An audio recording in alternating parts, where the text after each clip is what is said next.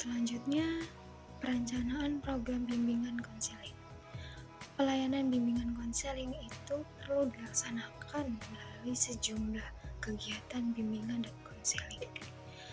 Dengan perencanaan program bimbingan konseling itu perlu dilakukan juga seperti dalam hal-hal yang penting sebagai berikut.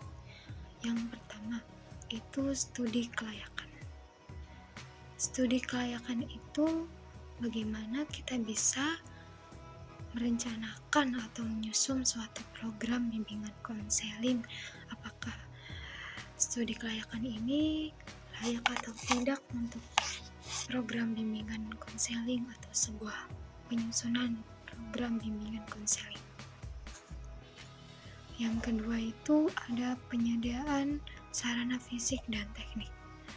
Penyediaan sarana fisik dan teknik itu semua peralatan atau perlengkapan yang dibutuhkan dalam rangka program bimbingan dan konseling perlu adanya dibutuhkan seperti almari data, seperti ruang kerja, ruang konseling, atau konsultasi dan peralatan administrasi dan peralatan yang lainnya.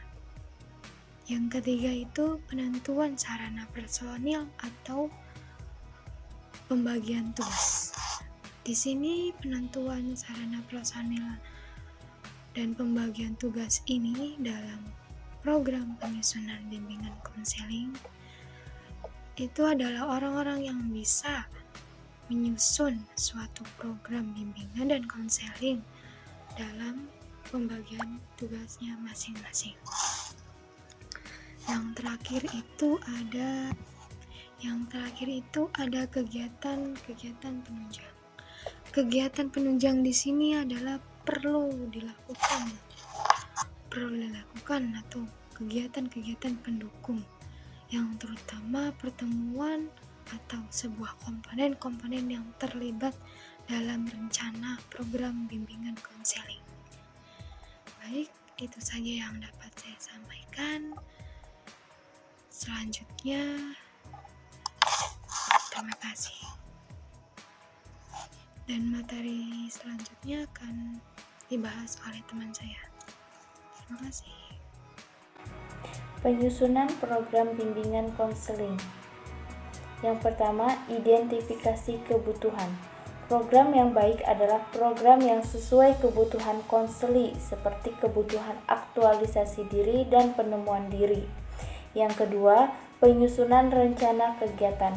Rencana kegiatan bimbingan disusun atas dasar jenis-jenis dan prioritas kebutuhan konseli.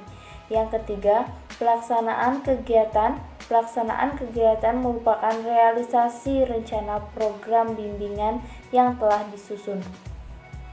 Dalam penyusunan program bimbingan konseling, menurut Frank W. Miller, menyarankan tahap-tahapan kegiatan sebagai berikut. Yang pertama, tahap persiapan, di mana tahap persiapan kegiatan ini dilakukan melalui survei agar dapat menginventarisasi tujuan, kebutuhan, dan kemampuan sekolah. Yang kedua, pertemuan-pertemuan permulaan untuk menanamkan pengertian bagi para peserta tentang tujuan-tujuan dari program bimbingan di sekolah. Yang ketiga, pembentukan panitia sementara untuk merumuskan program bimbingan. Yang keempat, pembentukan panitia penyelenggara program untuk mempersiapkan program testing, mempersiapkan dan melaksanakan sistem pencatatan, serta mempersiapkan dan melaksanakan latihan bagi para pelaksana program bimbingan. Baiklah, di sini ada hasil hal-hal yang perlu diperhatikan dalam penyusunan program bimbingan konseling. Ada 3 hal yang perlu kita perhatikan, yaitu yang pertama ada program bimbingan hendaknya selaras dengan program pendidikan dan pembelajaran di sekolah yang bersangkutan dengan menggunakan sarana yang ada di sekolah tersebut dan di luar sekolah. Dan yang kedua ada semua anggota staf sekolah dibantu dengan menelaah kebutuhan, masalah, dan sifat-sifat siswa. Dan yang ketiga yaitu ada program bimbingan diusahakan mendapat bantuan yang berkesinambungan dari semua anggota staf sekolah, dan program bimbingan itu harus dapat dipahami oleh mereka. Di sini juga ada evaluasi bimbingan dan konseling.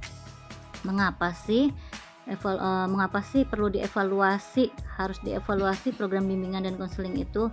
Jawabannya karena untuk mendapatkan gambaran yang jelas akan evaluasi pelaksanaan program bimbingan dan konseling terlebih dahulu perlu dibahas dan dikaji pengertian tentang evaluasi pelaksanaan program bimbingan dan konseling.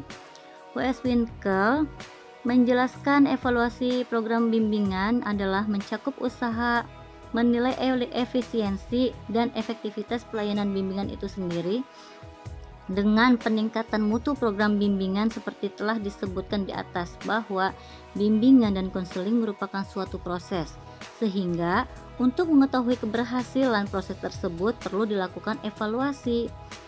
Jadi selain merupakan suatu proses, pelayanan bimbingan dan konseling merupakan kegiatan yang bertujuan sehingga untuk mengetahui tercapai tidaknya tujuan perlu kita evaluasi.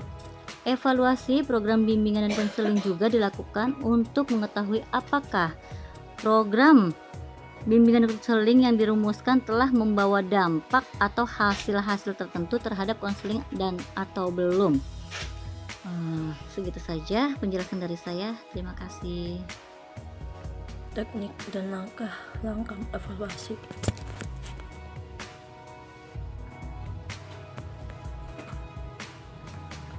Pelayanan bimbingan dan konseling merupakan suatu proses, berarti tahap-tahapan suatu kegiatan. Evaluasi layanan bimbingan dan konseling bisa dilakukan secara evaluasi proses atau formatif dan evaluasi hasil atau sumatif. Dalam evaluasi proses, yang dievaluasi adalah proses pelayanan bimbingan dan konseling secara keseluruhan dan dari mulai perencanaan hingga pelaksanaan. Evaluasi proses bertujuan untuk mengetahui efektivitas dan efisien proses dan pada giliran untuk meningkatkan kualitas proses bimbingan dan itu sendiri. Dalam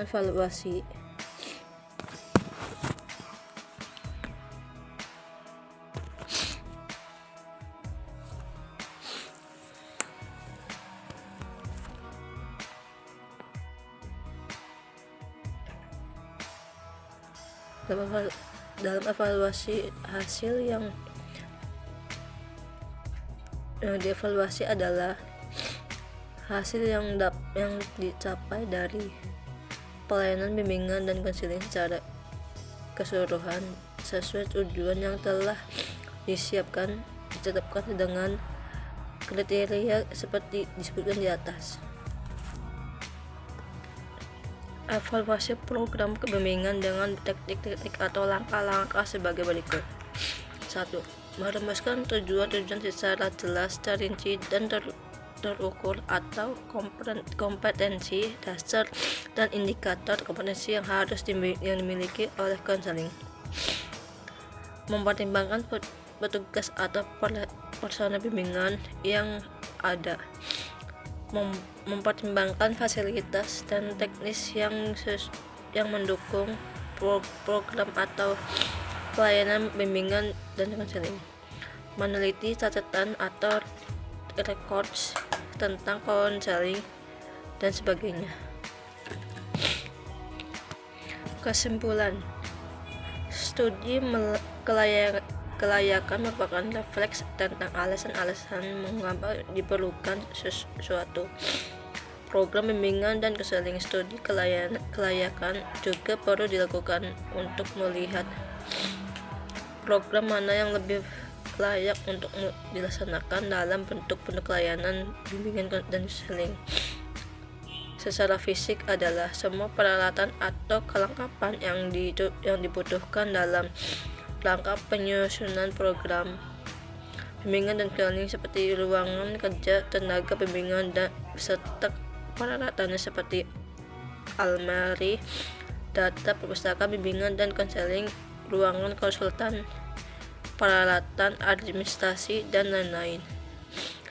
Sarana teknis seperti alat-alat atau instrumen yang diperlukan untuk melaksanakan pelayanan bimbingan seperti tas, buku, tes, baku, daftar, checklist, angket, format, dan daftar penilaian, kartu pribadi, dan sebagainya. Penyusunan program bimbingan dan konseling umumnya mengikuti 4 langkah pokok, yaitu identifikasi kebutuhan, penyusunan rencana pelaksanaan kegiatan, dan penilaian kegiatan. Keempat langkah di atas merupakan suatu rangkaian kegiatan yang sebaiknya dilakukan secara berkesinambungan. Terima kasih.